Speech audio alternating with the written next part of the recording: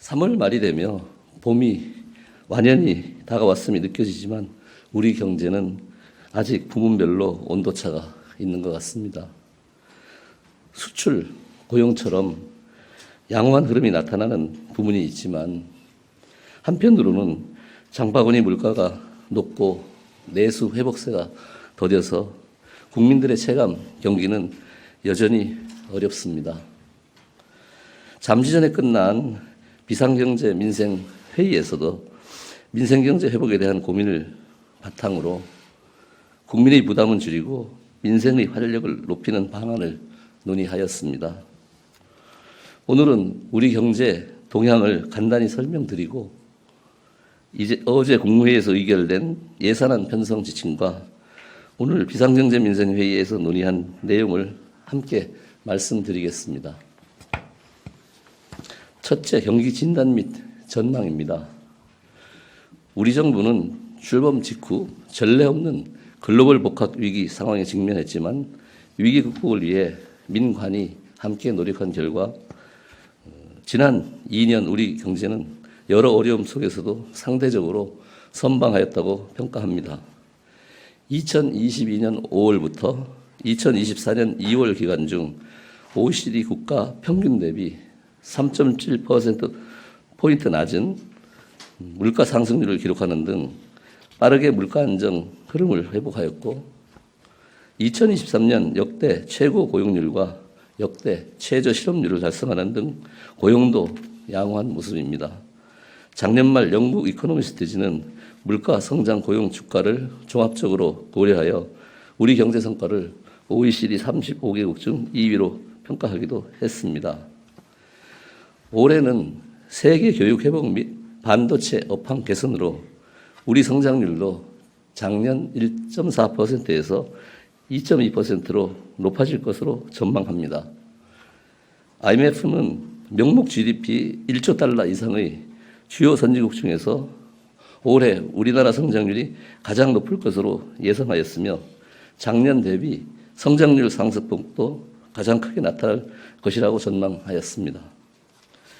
글로벌 경기가 예상보다 다소 좋은 것으로 전망되고 있으며 수출 회복세가 양호하여 당초 예상한 성장 흐름이 유지된다고 봅니다. 다만 고물가, 고금리의 영향으로 체감 경기와 직결되는 소비, 건설 등 내수는 상대적으로 부진하여 이에 대한 정책 역량 집중이 필요합니다. 둘째, 수출 동향입니다. 수출은 작년 10월 플러스로 전환되어 지난달까지 5개월 연속 수출 플러스를 유지하고 있습니다. 올해 3월 20일까지의 일평균 수출액도 23억 5천만 불로 작년 동기 대비 11.2% 상승하여 확고한 수출 반등세를 보여주고 있습니다.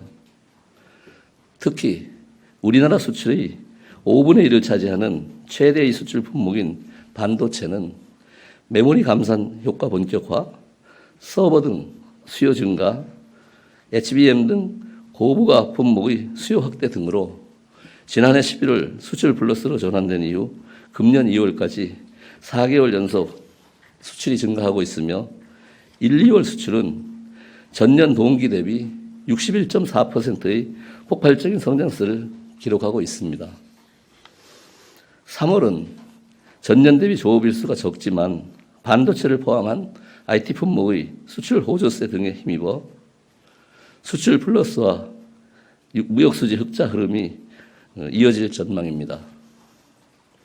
금년 수출 전망은 반도체, 디스플레이 등 IT 품목 수출 증가와 자동차, 일반 기계, 선박의 수출 호조세 지속 등으로 작년보다 증가할 것으로 예상합니다. 금년에 7천억 불 수출 목표를 달성할 수 있도록 역대 최대 규모의 무역 금융과 1조 원 규모 수출 마케팅 지원 등 총력 수출 지원 체제를 가동하고 있습니다. 셋째, 금융시장 동향입니다. 먼저 기업 밸류업 대책 이후의 주식시장 동향입니다.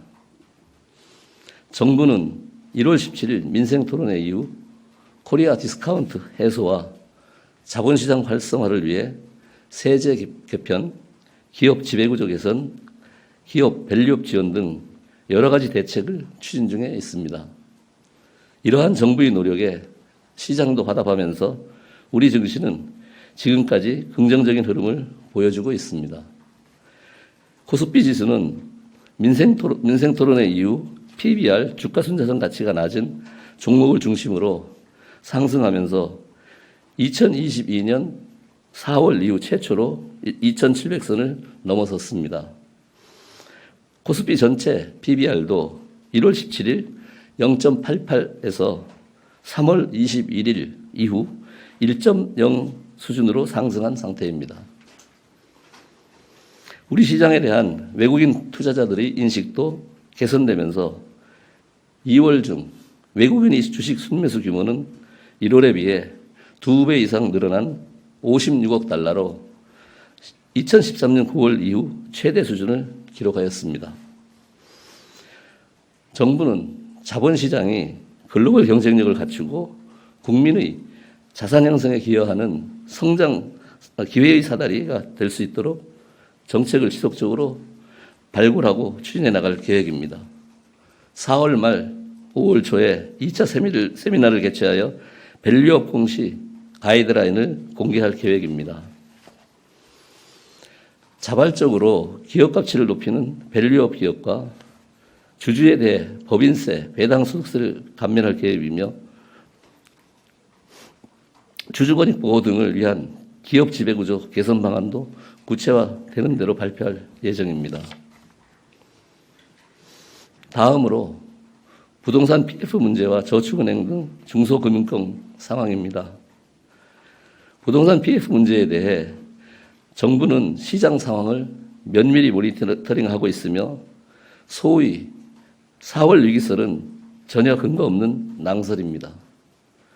금융권 PF 익스포저는 작년 말 현재 135조 6천억 원으로 규모는 다소 늘고 있으나 증가 규모가 적고 연체율도 2.7% 수준으로 충분히 감내 가능합니다. 정부는 질서 있는 연착륙이라는 일관된 목표하에 정상 사업장에 충분한 유동성을 공급하는 한편 사업성이 떨어지는 사업장은 재구조화 또는 정리하는 방안을 지속 추진 중에 있습니다. 이미 시행 중인 85조 원 플러스 알파 규모의 유동성 공급 프로그램을 시장 상황에 맞춰 조속히 집행하고 사업성이 충분한 정상 사업장의 금융 리스크를 최소화할 수 있도록 충분한 유동성을 공급할 계획입니다.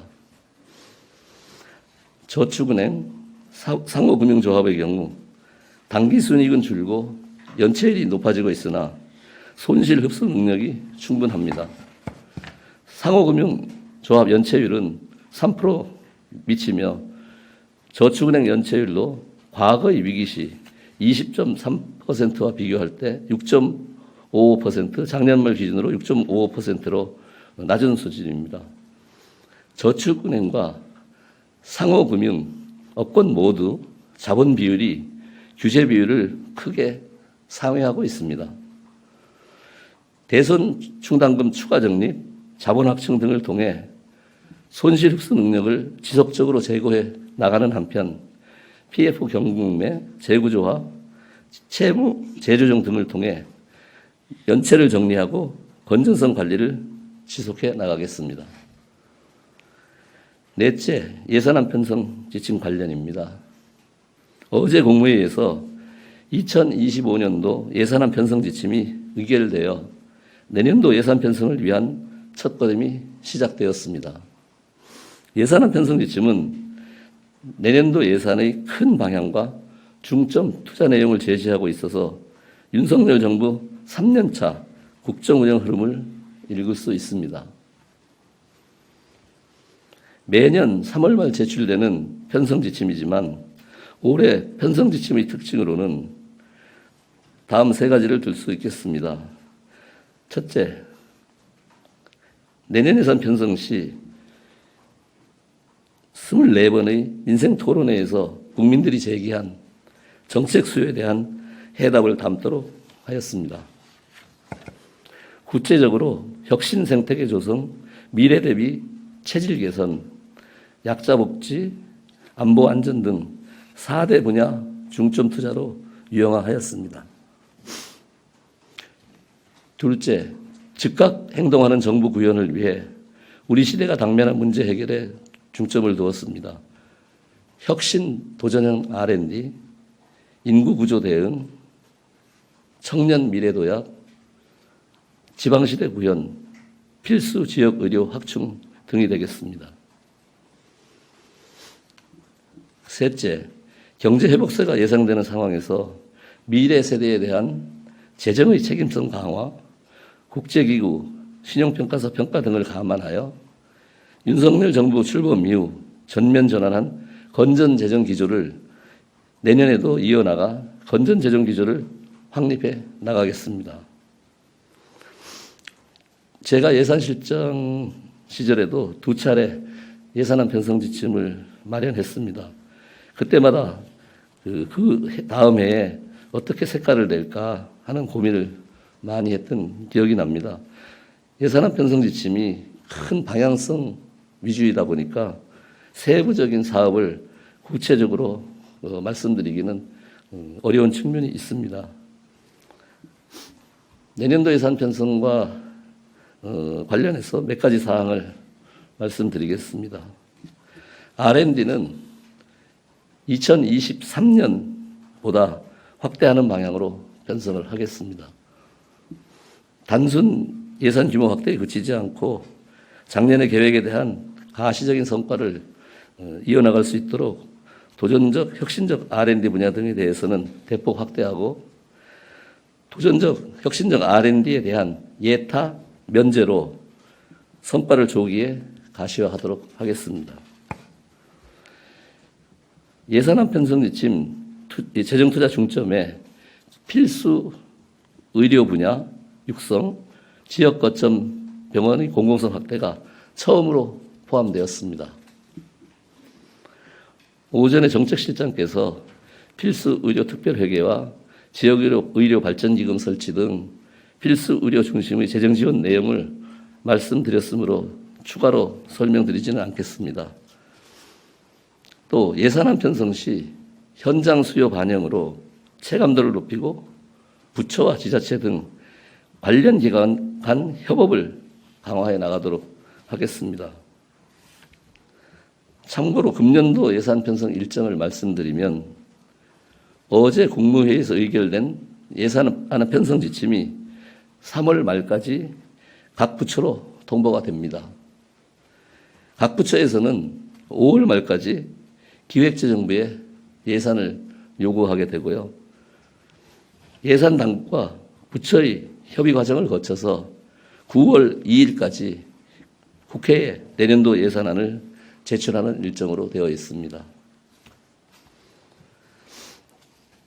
다섯째, 제23차 비상경제 민생회의 관련입니다. 먼저 부담금 정비 및 관리체계 강화 방안에서 말씀드리면 오늘 발표된 부담금 정비 방안은 최초, 최대, 최고라고 요약할 수 있습니다. 먼저 최초로 모든 부담금을 정비하였습니다. 2002년 부담금 관리기본법 제정 이후 최초로 정책 목적상 꼭 필요한 부담금을 제외한 모든 부담금을 전수조사해서 원점에서 재검토하였습니다. 이전 정부도 20여 년간 추진했지만 단순 관리에만 그친 데 비해 현 윤석열 정부는 이번에 지난 20여 년간 계획보다 훨씬 큰 성과를 만들었습니다. 둘째, 다음으로 이번에 32개 부담금을 정비하여 최대 수준입니다.